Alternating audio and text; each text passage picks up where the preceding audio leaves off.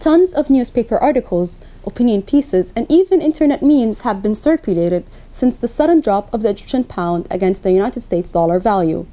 Hello and welcome, this is Mariam Abu Bakr from Channel 360 with another news analysis. Many Egyptians and non-Egyptians have placed the blame on those who rebelled against the old regime of Hosni Mubarak, while others have placed the entire burden on President Abdel Fattah al-Sisi.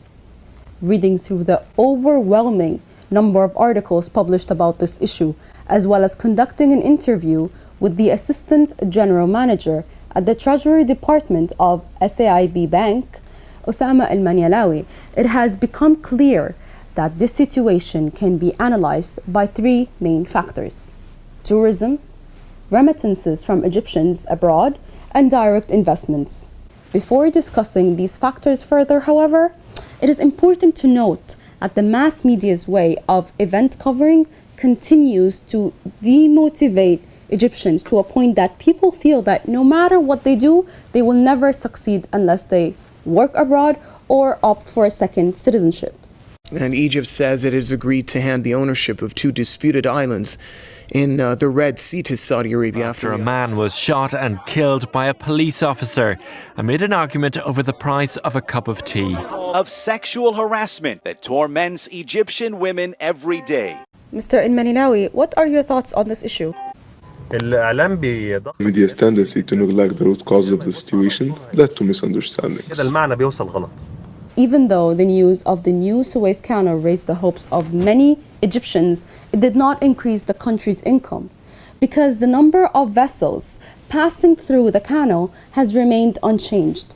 In other words, although the canal's main aim was to limit each vessel's waiting period in order to allow for more to pass through, the number has remained stagnant due to several factors, including the decline in world trade. Not only that, but following the 2011 uprisings, Egypt's tourism has declined for obvious reasons.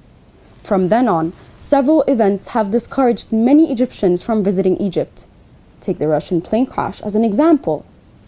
Remittances from Egyptians abroad have also been worsening the current situation. Picture this. I, an Egyptian living abroad, transfer my money to my relatives in Egypt. They receive the amount sent in dollars.